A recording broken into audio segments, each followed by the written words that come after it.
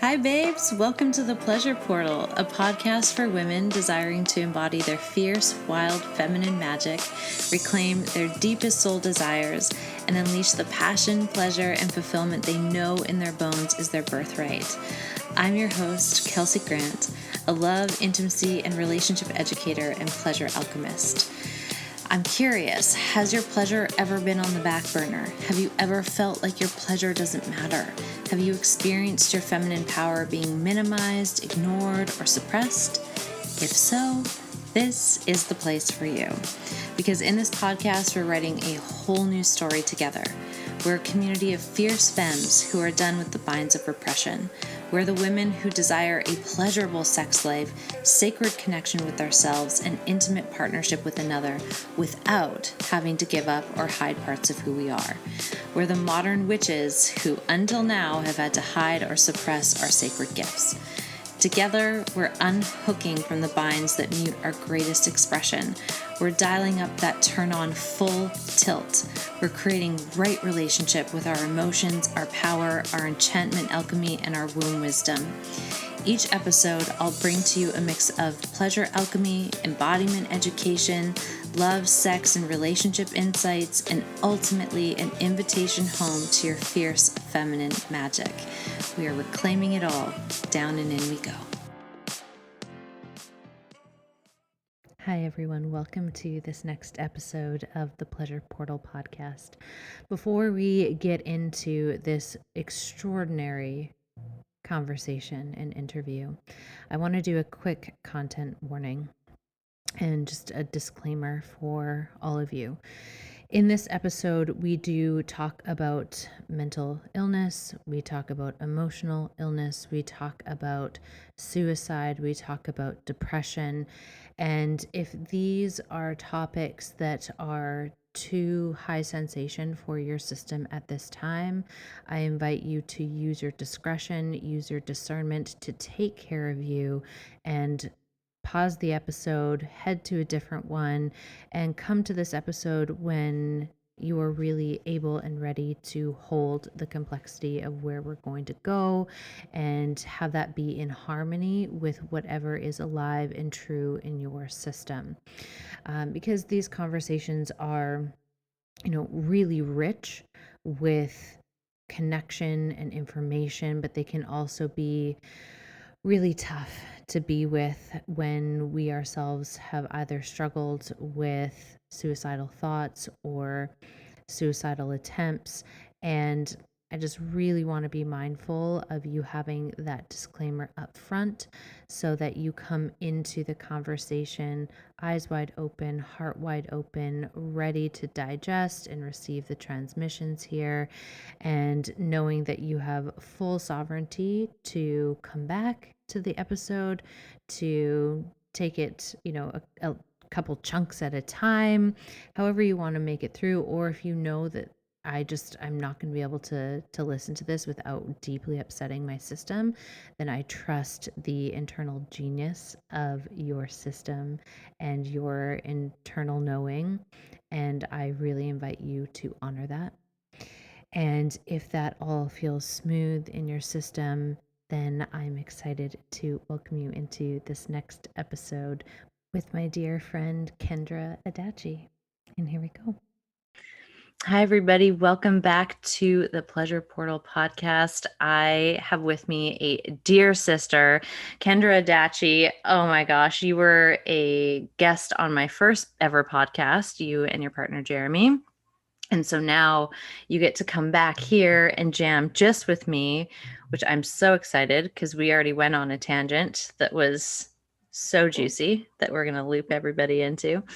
And I'm so in awe of you on a regular basis. Like, ever since you not only came into Jeremy's life, but you came into all of our lives, like there's this grounded, anchored energy that you bring that is unlike anything that we've experienced in our group of friends up until you. And there's just this radiant compassion that comes through you, no matter what you're doing or what you're talking about, or if we're just like having a play session or like a deep chat, like this thread is always coming through you no matter what. And I just love how comfortable I feel in your presence. And that's no small thing for you to put people's nervous systems at ease just through your way of being.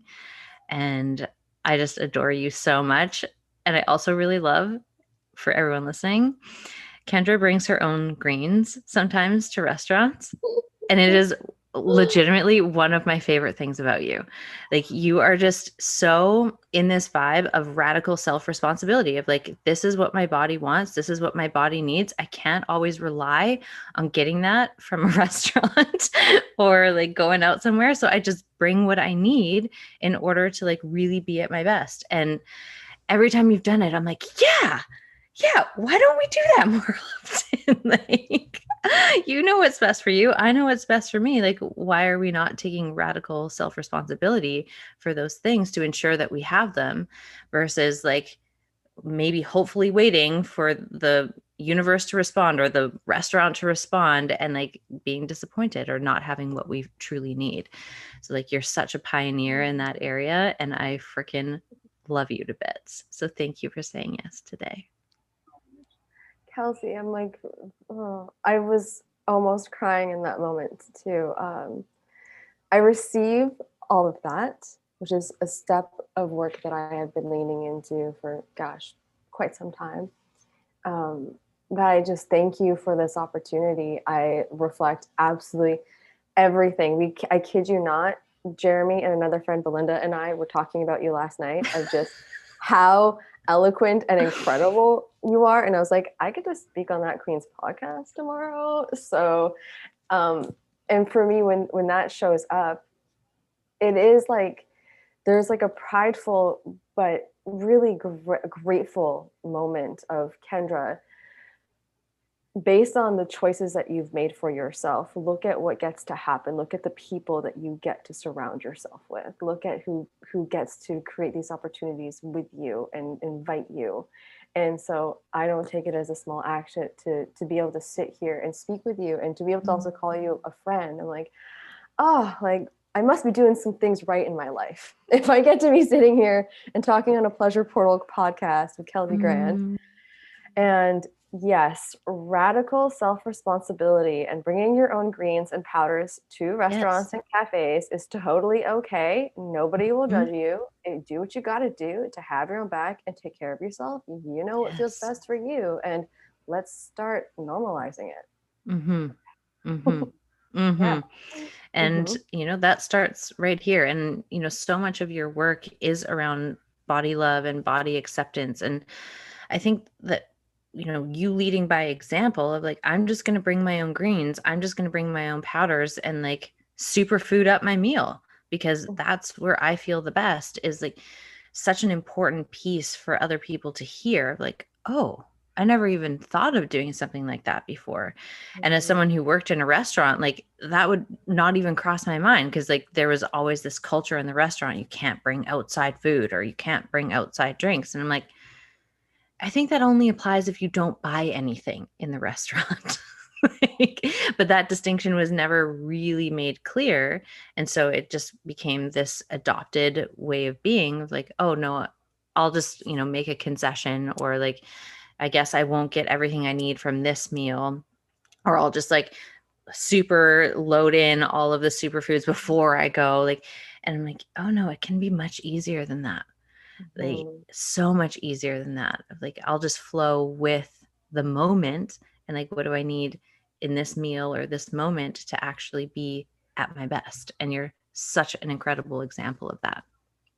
Thank you, Kelsey. And You're welcome. it, I just feel like it's such a metaphor for me and in life. And like 'cause I didn't always used to do this. I used to, Mm-hmm. oh gosh, here's the metaphor for life is that I would settle. I would settle Yeah. for the food that was served. I would settle for something that I didn't actually really love, but I was like, okay, I'll have it. Or, and just, insert your own life experience of where else you settled. And then you didn't, Mm-hmm. take the initiative to amplify and bring more pleasure into your life. Because the other part of why I do like to bring my own other like greens, sprouts, is yes, I always order something as well.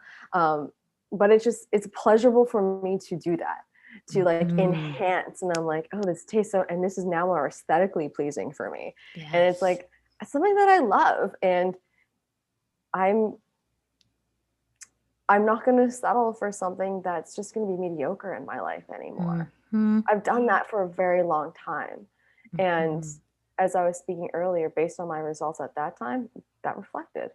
That Yeah. reflected how I chose to treat myself. And now, bringing my greens to restaurants, it just shows up into other areas of my life of like, I'm not going to Mm-hmm. settle and I'm going to make that initiative because that's part of my honoring for Yeah. my body, and not only the physical element, but just the actual experiential element too, which Mm-hmm. again is such a metaphor for every other area in life for me. Of course. Of Yeah. course. I love this. Mhm. So, can we like go back in time a little bit and give us like a snapshot into like how did you even get onto this path of being aware of these needs and, being attuned with your body in such a beautiful and intimate way? It is it is a novel of a story. And Perfect. I'm I ready. love speaking about it. Wonderful. There's other kind of like side subtext. So I'll just do my best to keep it sort of a bit more laser focused. But truly it all started with well, the underlying root to many of the choices I made in my adolescent and in my early 20s, and like I'll be completely honest, even still today, but I have a lot more awareness now, Mm, is from being bullied by other girls when I was really mm, young. That's the core of it. I've done a lot mhm, of work to recognize that that's where so many of the limiting factors of beliefs that I have towards what I do in the world, how I look, um, that's where it stems from. But so what mm, that looked like for me was really dishonoring my body mm, in order to be accepted, in order to feel like I was appreciated, in order to feel like I could belong. And that looked like anorexia, that looked like orthorexia, that looked like really unhealthy promiscuity. I've got nothing mm. against, being promiscuous and loving having a sexual appetite as long as it's consensual and it's also respectful for yourself and Yes. for the other. My behavior in that time was not respectful to myself. It was definitely no boundaries, no no appreciation to myself. And Mm, it really was to fill that void of like, will you love me? Will I be loved? Can you love me? Will it take? And mhm, I'm I cannot say for sure because there's so many other factors, but a lot of those lifestyle choices um, then transmitted into an experience of depression, of mhm, severe depression, where I was on antidepressants.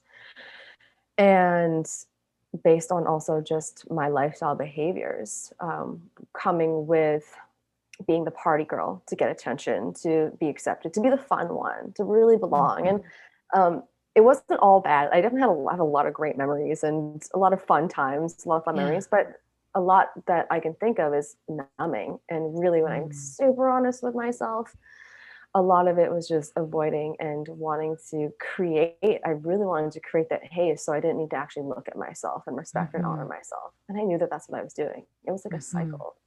And mhm. so those lifestyle choices perpetuated the depression that I was experiencing. Right. Um, and so fast forward just a little bit, it was when I was in this depressive state.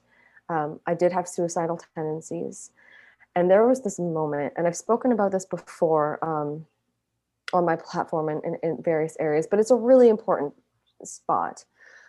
There was this moment where I was literally, and so kind of trigger warning about suicide. Mm, I was literally on the other side of a railing of a bridge, and I was going to do it. I was mhm, just so in this depressed space. I actually don't think I was on antidepressants at this time. This was like the point, the turning point in the chapter, so to speak. mm, And there was something inside of my body that I hadn't connected to in so long that I mean, call it spirit, call it your guardians, call it universe, God, whatever you want to call it. That's what I truly believe it was. It was like this sensation in my heart and in my body and in my brain, my mind just flooded with these visuals of, oh, I cry every time, of my family. And like my dog came right away, of him going around in the house looking for me, but I've gone. And of my mom and my dad and the despair, and my sister, just their grief and their sadness of this loss of my energy, basically, of what I represent in their life. And that, um, the possibility of inflicting that amount of pain on the people that I love so the most, and my boyfriend at the time, it was almost like it was almost as though I got to witness an alternate universe if I had made that choice. Mm-hmm. And the pain and the suffering that I felt like I was experiencing was nowhere near as powerful as that moment. And there was like, it was like this something just fucking clicked in my body of like, that's not okay. Like something's got to change here. Like this is not how I want to live my life. I really want to love big, and I want to really experience my life in a really big way. And I walked home. I didn't tell my parents at that time what happened. They know of the story now, and I just hugged them like there was like it was the first time. And I remember, I can't remember the exact meal, but my mom had made this dinner, and it was like every taste was like I almost missed this meal tonight. Oh my gosh. And I mean, it was a long process after that, but that was like an awakening moment of something's got to change. Like that's not okay from that experience, to have gotten so close, and just knowing that there was something inside me that was fighting. And so the way that that moment really allowed me to relate to my body in a way of like connecting on such a more powerful level to heal. And so this is when also I just started to really, it was almost just happened very organically, but I just started to literally like I was experiencing panic attacks, as I was starting to be on antidepressants, like the hormonal fluctuations and the whole integration of having this medication in your body, which at the time I really did need antidepressants at that time. Through lifestyle choices, I was able to wean myself off sooner, which was a huge testament to what it can be like when you really listen to your body. And so I was just starting to like really listen to what this body needed. And so there was this one day where I could feel the panic attack coming on. And I wasn't a runner at the time. I love running now, but at the time my body I was just like, I need to move this. Like it's either that or I'm gonna go drinking. And at that time I was like doing my best to choose a different approach. And I remember just bolting out of the house and just running like again, what not for physical purposes, but just to move this energy. And that was one of the first times in so long that I actually felt like I definitely had that hormonal, was it the endorphin rush? Yeah. And I was smiling, and I was just like, what the fuck? This is actually super fun. I was like, I'm having a great time. Like looking at the nature and the birds were chirping. I was like, I think I get it. I think I get this whole running thing. And it was also another insight of, wow, so there's another way to move this. Like there's another approach to handle what it is that I'm experiencing inside, as opposed to numbing it. And so it was like, honestly, I just became a canvas of experiments. And the more that I experimented, the closer I would become. And sometimes I would definitely derail. And not that there's any judgment in that. Every moment that I had was such a purposeful reawakening of, right, that's why I don't like doing this anymore. This is why like this approach is not going to work for me, such as still going out and drinking every once in a while, and like not knowing or trusting my limits, not listening to my body when my body's saying, can we please stop now? Yes. And feeling like uttered shit for like a week afterwards. And then Mm-hmm. also depressively too, physically and mentally. So to make a long story short, it became like an experimental space of I really do love feeling good. I really do love embracing love and feeling love. And when I'm choosing this, I get away, I'm away from that. I'm Right. avoiding it. And I just, it was this honest connection of I don't want that anymore. I want to know what's more of Kendra. And that led me to just being to every choice I was making in regards to the foods I was putting into my body, and then also the relationships that I was entertaining and the energy I was putting myself around. Everything shifted, and it was a very gradual experience. Yeah. One part of the story that is important to mention as well, which was a huge awakening, was my boyfriend at the time, when I was on the rail and I was in my own depressive experience. A couple years later, we had since split, very much still in love with each other. He was still in the path of that I was stepping away from. Mm-hmm. And I was actually traveling. So traveling also became one of the things that got me to really discover more of myself. So travel was a huge piece. I was traveling when I got the news that he had actually committed suicide. And um, I felt like that I got to experience what could have been when the tables had turned, Right. and witnessing what that represented, how that like imploded so many people's lives over the globe. Like he touched his leaving this plane was like it was like a global shift. And that in itself was just like another like push or just call forward, so to speak, of yeah, this is why this understanding and being in self and now speaking about it. This is when I also started talking about my experience, because I couldn't fathom knowing knowing that this is happening in the world, that there's a lot of people that are experiencing internal mental unwellness, disconnection from their body, and knowing that I'm one of the lucky ones that got to wean off of antidepressants and still be here to tell the story and everything in between. I was like, I'm still here and I still experience all that because I feel like I'm meant to share part of this in order to support anybody or in any way that I can. So that was a really big elemental part of it. And then fast forward now, with my running experience, I just kept again using the experiment of what's fun in this body, like as opposed to choosing to punish, like using it to be like, let's like what can this thing do. And that has just become such a huge source of joy for me, of like doing Muay Thai, dancing in strut classes, and just like sometimes just like rolling around in coconut oil all naked by myself on the bed and just like fuck it, like it's just the best, like foam rolling, legs wide open, all for me. And every time that I tap into like the fun of like how does she want to move, gets me so much more connected to like, oh well, then this is also what she kind of wants to eat, oh this is also something she wants to talk about, this is something she also wants to create. And that's where like this deep honoring of like listening to her really started to birth for me. And the more I do that, the more I feel that like loving space, the more I feel mentally well, the more I feel emotionally well. And of course, I'm a human and I have moments where I'm like smashy and I feel like all of the full spectrum.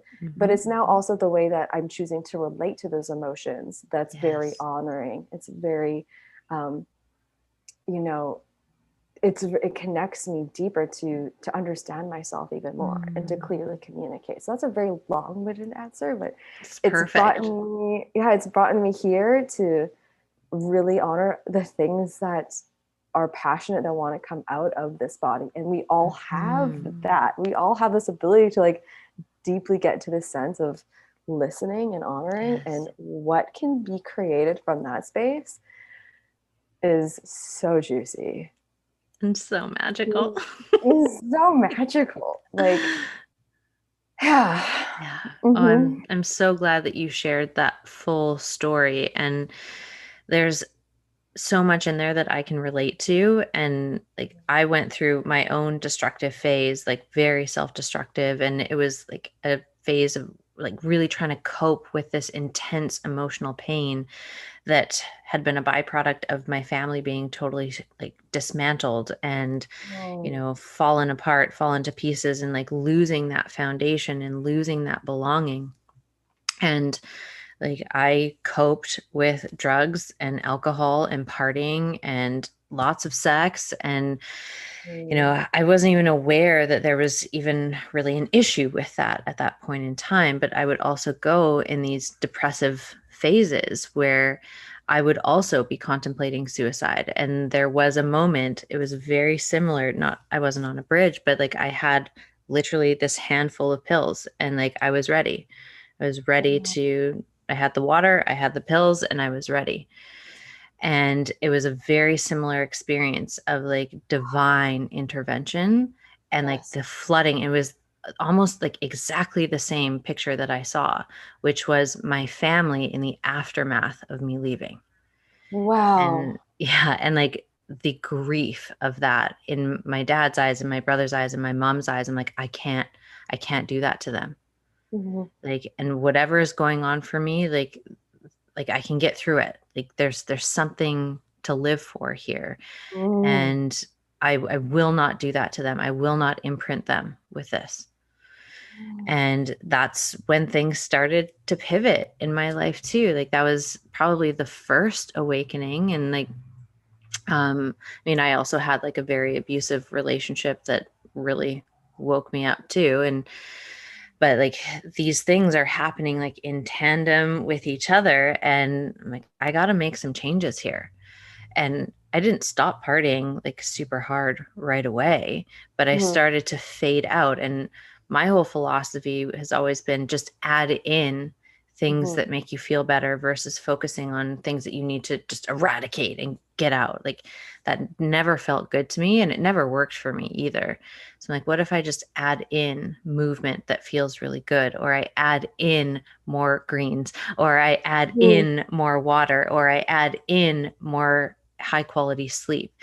And by doing that, it started to become very obvious, like the contrast between the two worlds. Where I'm like, oh, I'm feeling real good over here and flying super high, like without drugs. And then over here, like I'm feeling really contracted and like this density in my system. And I had to kind of straddle both worlds for a while before I really kind of landed in, the construction of my reality as it is today. And not to say that I don't have moments of contrast because I'm human, I do. Mm-hmm. But I Yeah. ultimately know like what do I need to do to generate more ease, more love, more pleasure, more flow in my body. And I love that perspective you have of what can this body do? Like how good can it feel? Like what can I do in this vessel? Like I kind of want to explore it and experiment and see. And that's a very similar, it's like the light side of the shadow experimentation, which happened, in that earlier, phase of your life. You were also experimenting to see what your system could do or could not do. And, same with me. And now I just experiment it, in very, very different ways, in ways that seem to really serve the ever unfolding of my power and my magic and the love that is in me to give and to embody. Mm. Wow, Kelsey, that's incredible how similarly Yeah, our stories. Like, of course, we're sitting here having this of course. conversation. Of course we are. Oh.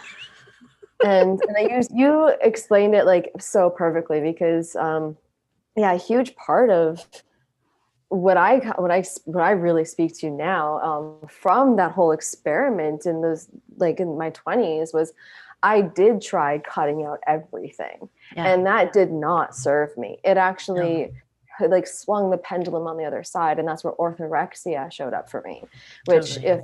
if for anybody listening who doesn't know what that is, it's like an eating disorder of obsessive compulsive clean eating to the point Hmm. where you will not you have no social life. I canceled everything. I would not go to any place if I didn't know to the T what was going into my body. And it was like a mental, obsessive, very controlled, very Mhm. constricted, not a pleasurable way of living. And my body also shut down from that too. Mhm. And so part of the that transition was like, okay, it's just like bringing in more of what feels good. And like yoga came into my life, and I love desserts. I love them. You Oh do. my god, You really I do. really really do. I love croissants, I love donuts, I love cinnamon buns. Oh my god. And I was like, so I was in this place of like, even if I had the thought of craving one, and like it was like getting to like a loud, like unhealthy craving at that time in my life, it was like the punishment in me. Mm. And goodness forbid I would allow myself to indulge on something. It Mhm. was like the punishment level of what I would do to my body in order to make myself so wrong. And Mhm. so grateful to, and I recognize that eating disorder is its own beast of a space to be in Of mentally. And course. I have so much compassion for anybody that's still in that space. But I'm also really grateful for having that experience to know what can mentally be happening, and also Mhm. know that it really, what came down to was like, yeah, that taste of like, this is what it feels like to feel good, and Yeah. not just on a physical level but really on the mental level of, Mhm. I'm going to sit here and eat this delicious morsel of whatever, and watch my body just totally embrace it, because I really believe that the energy in which, however we want to consume anything, and in this example we'll be talking about food, but truly anything, Yeah. sex, media, anything, if you're consuming it in a way of that's like out of fear and constriction, it's not going to digest and assimilate in your body Mhm. in a way that's going to be supportive for you Yeah. energetically. And again, that goes for anything, but in this case we'll talk about food. And then if you're consuming it out of love, and you're really consuming it out of like, like that ease, but just like that excitement, and like, just, I can like feel it, like you can feel it, and you're like, Mhm. and just have a moment here, and all this, oh my god, and your body's like, oh yeah, like let's receive this. Let's Mhm. create something out of this. And just like, it's tingly, and it's like, that is the sensation that like, okay, that's when my body is honored. And that's when Yes. she's saying yes. And not just with food again, but it's like with relationship, with conversation, with Mhm. anything. And it's like, that can be the guiding point. So I love what you spoke about, like when you're kind of tiptoeing on each side to really actually gauge like, what feels like a no in my Mhm. body, and what feels like a, oh fuck yes, Yes. in my body. And I know that it can feel really difficult to discern, because I remember being confused as well. But that's part of like what I feel like a lot of the work that you do, and a lot of the work Mm. that I speak to, is just of supporting, like coming back to understanding that we all have that ability to Mhm. tune in and to get related again to that sensation. So Yes. Yes. mm, Oh my gosh, mhm. that just like flashed this memory of like in I think it was like 2012. Like I love chips. Like chips are my favorite thing in the whole universe. Like you love desserts, I love chips. And I always had chips in the house, always. But my belief system around it, the way I interacted with them was not that they were like these bad, like junk foods. I'm like, no, I have them. And when I eat them from a place of pleasure. I eat them Mhm. from a place of gratitude and like savoring the chips, Yes. not like eating to kind of numb out a certain sensation or a certain feeling. But I'm like, and I also find it funny because they're crunchy. I'm like, I'm a little crunchy sometimes. And sometimes when I'm like super crunchy, like I go for something crunchy to work that out. And then it brings it into my awareness. I'm like, is there something I'm pissed off about that maybe I should go and process first and then see, do I still want to eat the chips? Sometimes the answer is yes. And sometimes the answer is no. And both of them are totally appropriate and valid. Yep. And I remember dating this like a former partner of mine, and he was like, "You can't eat chips every day. Like that's so unhealthy." I'm like, "Dude, look at me. I'm very healthy and I eat chips every day." Like maybe in your reality, in your paradigm, in your body, in your alchemy, that is true. Mm-hmm. But that's not true for me. Mm-hmm. And like even that difference is okay. And Yeah. I think that's where, especially in a lot of diet culture, it can be so damaging because it is like this mentality of a one size fits all model. Like, Mm. and it's just not. Like, your body is its own universe. And the alchemy that makes your universe spin in its most optimal form will not be like mine, will not be like yours. But Mm. in sharing in these stories, we can start to give each other permission to explore and experiment and find that balance point of like, okay, this is actually what feels really good and expansive for me, and I also know what doesn't at this phase of my life, and that might change down the line. Totally. Totally. I really love that you're speaking to this.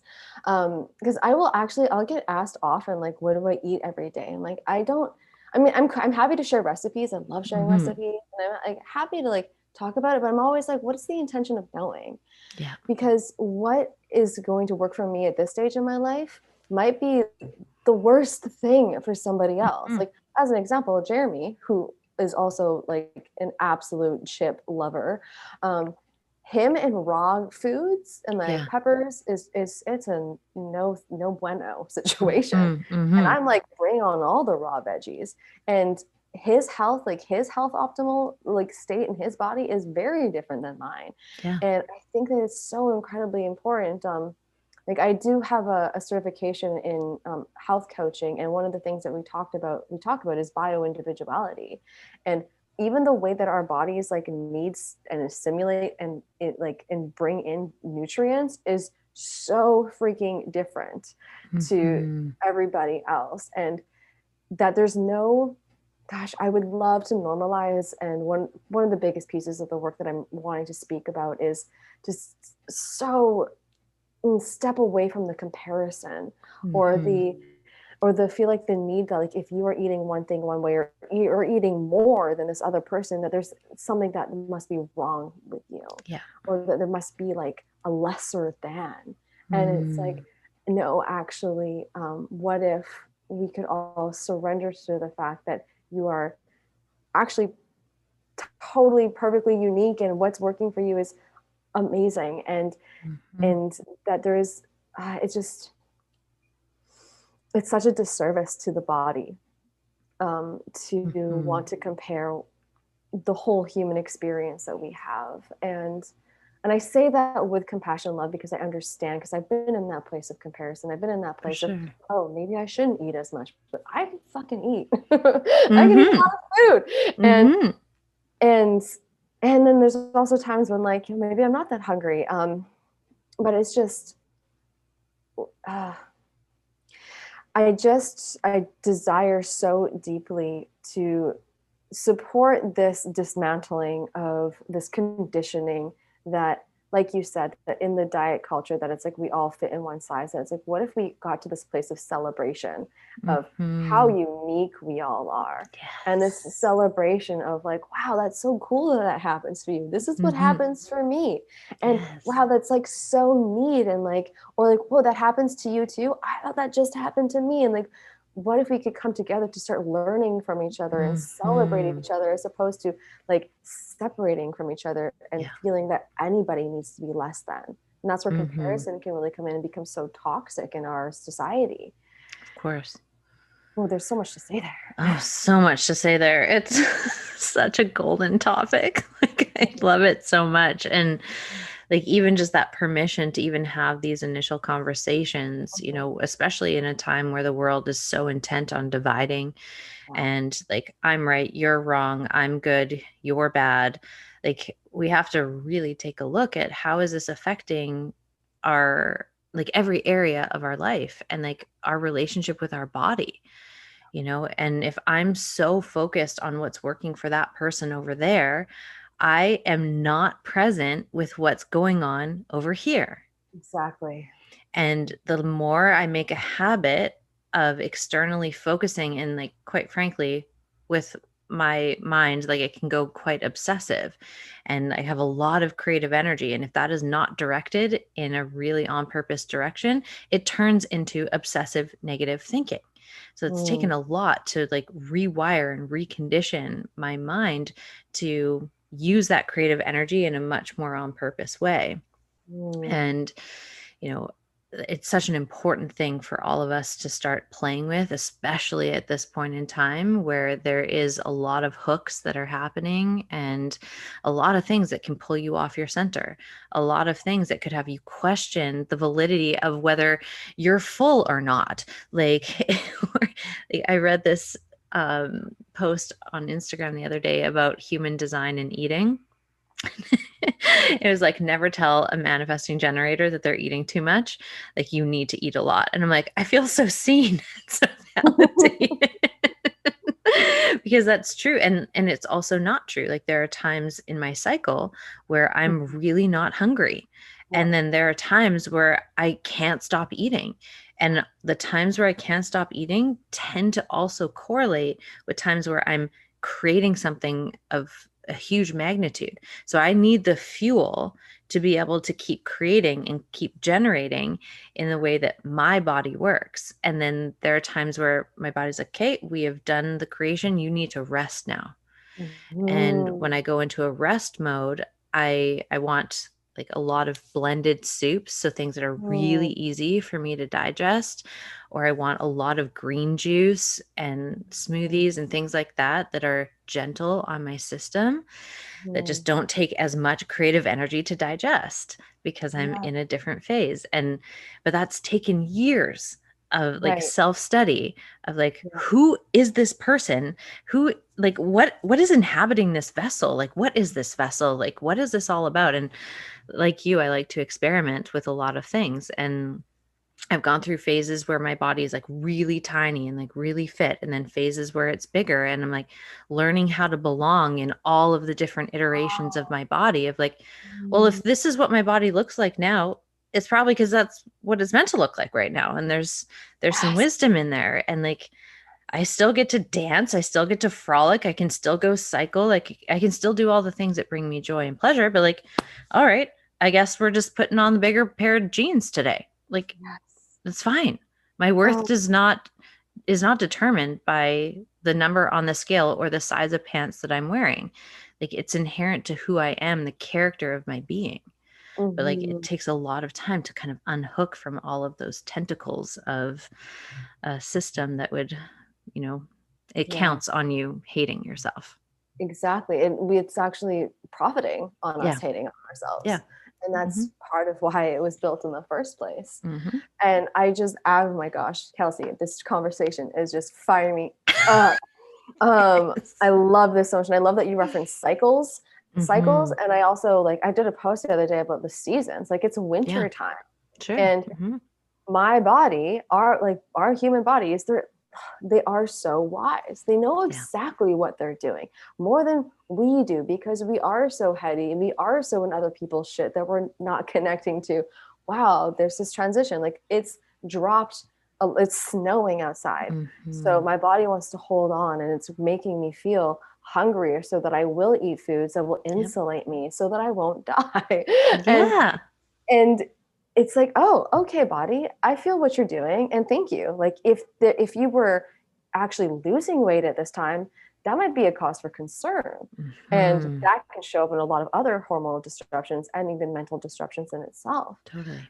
So yeah, the invitation in such a big way of what I know that you're speaking, like what you just spoke to, and what I'm really feeling so passionate about, and I'm starting to see, which gets me so excited, is like the fuck the patriarchy and the fuck the Yes. system and like fuck the whole thing that was like that is literally profiting off of us trying to be something that we're not, and instead like try to Hmm. go against the wisdom of what our bodies are and how our body is speaking to us, because Yes. when we do detach and we do disconnect from that, we are missing out. We're missing out on Hmm. what is this magic here, what is that creative fire.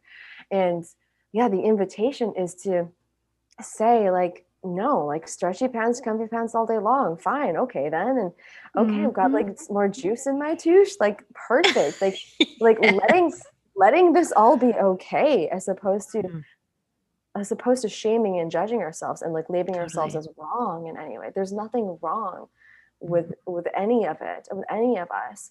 What and it's not necessarily wrong, but what we get to really look at is what are we choosing to believe? Are we choosing to Mhm. believe that because we're told it must be a certain way that we're wrong? Like what if we dropped that belief, which I know is Yeah. easier said than done, but what if there was another way? And it was just Mhm. like the natural way from the very beginning. And Mhm. yeah, it's taken a really freaking long time for me to be able to get to this place to even be in consideration of it. But what I really notice in myself and what I notice in my clients and the spaces that I've created is how much more liberation comes in our life when we're just in this accepting place of, I've got some like juice in my touche and Yes. I don't fucking care. And I just more for me to shake and Mhm. just being in this place of like, this is me and my body today and tonight and Mhm. this time in my life. Like I've been really feeling this initiative space of my age and where I'm moving towards is I'm not young adolescent anymore. Mhm. I am a woman. And that is its own initiation. And not only am I a Yes. woman, but I may be bearing children. Like I'm not pregnant, but it's something that's on my mind. And it's just Mhm. like my body also knows that. So it Yes. is making sure it's shifting to be able to have that capacity to hold and create like what is happening in this season of my life, not even just Mm. seasons of the weather, but we have different seasons of life. And yeah, what if we just chose instead to just really be present with the Yeah. magnificence Mhm. and yeah, and like you said, the wisdom, because our Yes. bodies are it knows exactly what it's doing. And I always say that our Mhm. bodies speak to us in in sensations and in feelings. Mm. And so if we're feeling a pain somewhere, if we're feeling a little bit of water retention or something, it's like there's a greater shift that is more divine that's really Yes. happening. And it is possible to like when we slow down and choose to di- not distract, to turn off all the distractions, but we choose to actually listen and like be with our body, we will hear it. Mhm. We'll hear it. It takes practice. It does. It really does. I've turned a morning practice because I sleep naked now ever since the Mm, pandemic started. I was like, mm. I'm sleeping naked. That was what my body was saying, like, stop wearing pajamas. I'm like, okay, I'll listen. Love it. Me too. Oh my God, it's the best. Mm-hmm. And it just means that I get to put more blankets on my bed, all the things, like all the Mm-hmm. things I love. But now when I get up in the morning, I stand in front of the mirror and I just take myself in. I'm like, oh, oh, okay. Okay. Mm-hmm. You're Mm-hmm. looking good today. Like, and just Mm-hmm. like actually scanning my body in an approving way of like, this is everything that's right with you today. And like, you're fucking gorgeous. Like, what? And like, this is before hair's brushed, makeup on, sometimes even before I brush my teeth. And like, Mm-hmm. I'm standing in full adoration of who is in front of me. And Mm-hmm. exactly what you said, the more we make this a practice, the more the body will reveal, you know, the wisdom that's kind of brewing there. And something that came through the other day, I think I was having a dance party with myself. Awesome. As you do. That's as And you do. as, Yes. as I do.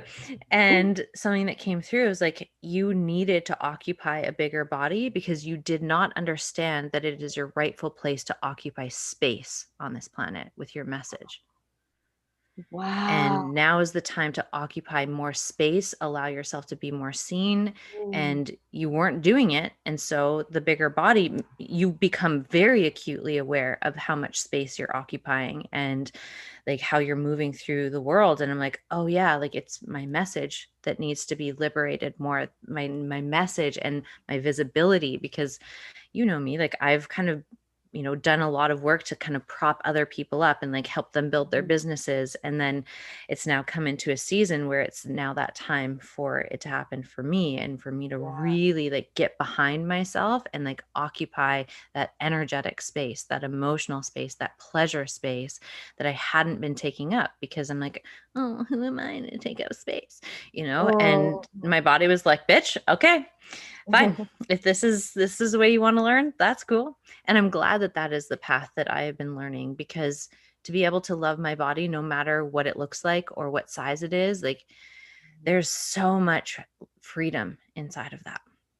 And Oh, and when it comes to partner selection in the future, like now it's coded in my cells the type of people who have a really hard time with the fluidity of the body. And so those people will not even make it past like round one of auditions. Like, no way. No right. way. Yep. Because like there needs to be this freedom to allow my body to do what it needs to do, be in its intelligence, so I can receive those messages and transmute them however I'm being called to transmute them, but also knowing that I am met with just as much adoration from my partner as I'm met with the adoration me with me in the mirror every morning. Like it Yeah. literally bleeds into every single area, That's and exactly it. up levels the quality, up levels the standards, up levels the boundaries, like all of it. Mhm. Like it's so brilliant. I'm obsessed with you, and I'm obsessed with this conversation. Me too. I'm like, I feel like we could talk for. We just need to hang out. I know. We need to go That's frolic. we really do, because that's just it in my experience, and like again, what I'm witnessing, and like, oh, what the space that I get to hold, and like in my friendships and my clients is it's like the more that I am creating, like I have my back, the more that I am creating this beautiful relationship with my body, with this. I have this like thing that I said like I don't know, a few months ago. I was like, my body's my bestie. And it's like Mm. she's my best friend. And I love her. We have Mm. so much fun together. We have the snacks, we play, we do all these things, and like we get sad together and we hold Yep. each other in that space. And it's like that is the relationship. And the more it's like, I Mhm. respect you and I have integrity for you, but my body's also like, if you do not honor me though, Mhm. like I'm gonna let you know. Mhm. and Mhm. and it's like you honor that. And there was moments where my body's like, you didn't honor me. You didn't honor like the request. Mhm. And or you ignored me and you avoided me. So Yeah. I'm gonna let you know about that. And that can show Mhm. up in, just bowels and Yeah, I was whatever. gonna say constipation. Constipation can show up, and just like discomfort or pain and just like fatigue, bloating, all the things. And my body's just like, you didn't pay attention.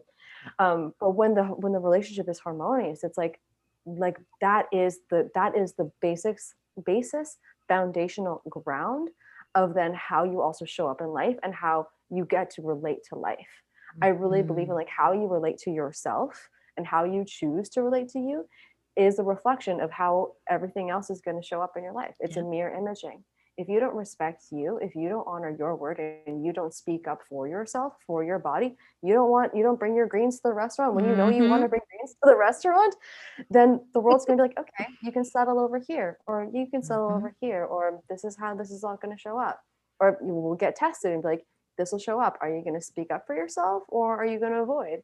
And Mhm. because you speak up and you honor your body and you show up for your body every day, you look at it every day in the mirror and you look at the queen that's there, you look at the royalty that's there, Yes. you operate. It's like, in my experience, it's like I'm operating in that energy of like, this is how a queen would show up to whatever test Mhm. this is, because Mhm. that's how my body is also carrying me, because she's got my best intentions in mind, right? Oh my gosh. I Oh, love you so much. I love you too. We're going to have to do Kendra part 2 on the Oh, I'm podcast so because down. we clearly have a lot of things to talk about. We really do. We We really really do. Really do. But I want to honor your time and everybody else's time who's joined us today and invested with us. do. So we'll move into our rapid fire questions Okay. Okay. as we switch gears here. Okay. What is one thing that is an instant turn on for you? Candle wax. Ooh, yummy. Let's make Yeah, on the candles back. together. On the Ooh, back. Like, yes. yes.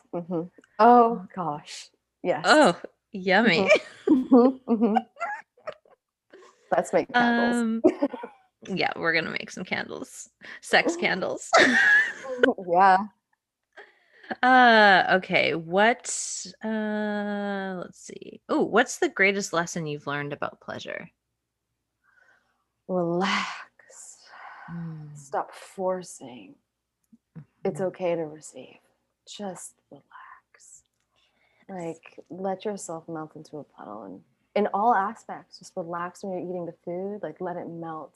Savor, Mm-hmm. savor, and relax. Like, when you're actually with a partner and it's just like you want to like force it, like, oh, I think it's gonna happen. I think I'm gonna climax, and you're forcing and putting pressure on yourself, and it's like quick. No. Mm-mm. And if you said Mm-mm. just like, okay, I'm just gonna like milk this. I'm just gonna savor all of it. And that again goes with everything. If like the pleasure that comes through when you're creating something like a project, or you're making food and then you're sitting down with it, just savor, Yes. relax, stop time. It's okay. Mm-hmm. Mm. Mm-hmm. Yummy. Mm-hmm. What has pleasure been the portal for most recently in your life? Oh, coming home to Mm. me. It's been, oh, wow, that is a big question because truly, right now, it is something I'm diving so deeply into. I recently did a masturbation practice called Sex Bomb, and it opened up how my pleasure relates to everything in life. Mm. um, and it was just everything from little tendencies of if I'm feeling lack in Mm-hmm. life, and that tension that can show up not only in Yep. my pussy but also just in life. And so Mm-hmm. pleasure for me has been, it had literally become the portal. It is literally, that's so interesting, it has Yes. literally become a portal of like understanding of like, when do I want to clench, when do Mm-hmm. I want to like hurry up and let's just finish this thing, like, Mm-hmm. and how does that show up in my life? So it's Yes. become this like opening of deeper understanding of my behavioral tendencies. Mm. Yeah. Mm. Okay, we're gonna have to do episode 2.0, and we're gonna use that as our starting point. Okay. Perfect. So So good. down. Okay, So down. last question. Last question. If you could whisper a nugget of pleasure wisdom to 13-year-old you, what would you tell her? You are allowed to be received and to be seen and to receive just as you are. Mm. Mm-mm-mm-mm-mm. Yeah. Mm-hmm. Yeah, that feels good. That Mm-hmm. feels real good. That's true. Kendra, thank you so much for like the most epic conversation. And Mm. I love how we could branch in all of these different directions. Like, you are so extraordinary. And I can't wait to have you back on and to see you again really soon. And for everyone who is listening, who is obviously going to be just as obsessed with you as I am, where can they find you? Are there any special things that you've got cooking that you'd like people to know about? Where Mm. where can all the magic be found with you? Thank you, Kelsey. Gosh, I love you so much. I'm excited to see you again soon. Yeah. People can find me on Instagram is where I hang out mostly. I have been, I'm on there. You can find me on there at Adachi Kendra. Um, AdachiKendra.com is my website. I'm going to be sharing more in my newsletters, more like very raw truths, as Mm, I have been. So if you really want to get tapped into that and some news on like what's going to be birthing from me soon, that's where I'm sharing it first. But I do an 8 month group container, which is in process now, and yeah. I won't have another availability till September 2021. It's called The Honored Body. So Mm, much of what we talked about here is what we dive so in, and each month has a very intentional method and practice where we lean into just the emotional body or the physical body, our yes. relationships. And so to get on a wait list, you can just message me on Instagram. I'm doing a whole renew website thing. So just message me on Instagram is best. Amazing.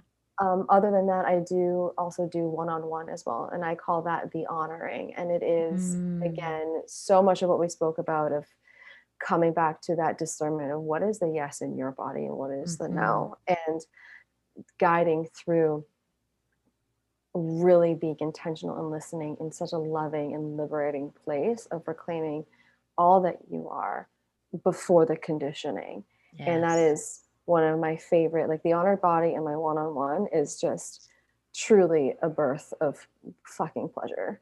So you can message me about that if you're interested. I have right now 2 spots available for one-on-one at the time of this recording. Just message me, and I'm always happy to work something out. Incredible. And all of those links to everything that Kendra just mentioned will be in the show notes so that it's easy to access and you can go find her and frolic and play and follow her because she is just so magical. And thank you so much for saying yes and for coming to this conversation with so much courage and bravery and just open-hearted love. Like, you are such a goddess, and I am obsessed with you. Thank you, Kelsey. Thank you for creating the space and the opportunity. It's Very just, welcome. it felt easy and safe to just like be seen and be received. So Yes. I appreciate that so much. It's such a fucking honor to be here. Oh my gosh. You're the best. I love you, Kelsey. And this is what friendship looks like in our coven. Like, we just gush to each other and like pump each other up all the time, which is so wonderful. And there's going to be a lot more offerings about everything that's happening in the coven coming this year. And as of right now, I'm doing Friday night cocktails with the coven on Clubhouse. And Really? yeah, so we're gonna have to bring you in to be a speaker in that segment because like there are so many women who want sisterhood the way in which we've created it and we've generated it. And obviously, like, we have our own little unit here, and I want people to feel empowered to be able to create their own community like we've done here. So by bringing in members of the coven and just having this dialogue, having these conversations, it sparks that alive in anyone who hops into the talk on Clubhouse. So Oh, I love that. yeah. I'm on Clubhouse. I haven't really played around with it too much. I created a room with a friend, and oh yeah, then I was in like, oh, which we didn't even speak about, but that's okay. But my period life just sheltered me in a big way. But I was super down for that. I Yeah. just anywhere to like create more conversation and just connection. This is something that I am hungry for. Like Yes. I can feel it in my body. It's just like sisters. Yes. Like, Yes. Yes. Yes. yes. But yeah, what I wanted to, we didn't even speak about it. So, and I am being conscious of time, but just so much appreciation for the ease of like checking in and letting it be okay to say no and to request a reschedule and to like speak your Yes. needs and to be received and seen and respected in that, and there not be any shame or guilt or judgment thrown, which I've Yeah. experienced in the past. And it's like, I think speaking of that at some point, whether you want to create a post about it, just I think that it's a really important topic of just like let's change that part of the culture and the narrative too, of like, it's when we show up and we honor ourselves and our needs, we give permission to each other, and when we just allow ourselves to Totally. receive it, like the safety in that. I'm so happy that you felt that way. And, that's something that I am very clear that you can count on me for is honoring your boundary and honoring your limits. And, the first scheduled, time we had for this, it wasn't the right time because this conversation wouldn't have happened. Like, and this was the conversation that was meant to happen. And so there's that element of trust and surrender and magic that is so encoded into my cells that when someone's like, I need to reschedule, I'm like, okay. Yeah, Let's do it. not meant to happen today. Okay, Yeah. like the universe knows exactly what it's doing. So let's like, yeah, trust in that. Yes. And Oh it my God, gives me permission too, as well, to be able to make those types of requests when I might need them. I don't overuse them. I don't, just cancel because I don't feel like doing something. Like, it's when I genuinely am like, this is not right for me right now. And, I think that is something that's really sacred in our sisterhood, which I bet we'll probably touch on when we have you on a Clubhouse chat and probably part 2 of our podcast. Let me know. I'm Yes. so down. This was so fun, This Kelsey. is so fun. Thank you so much.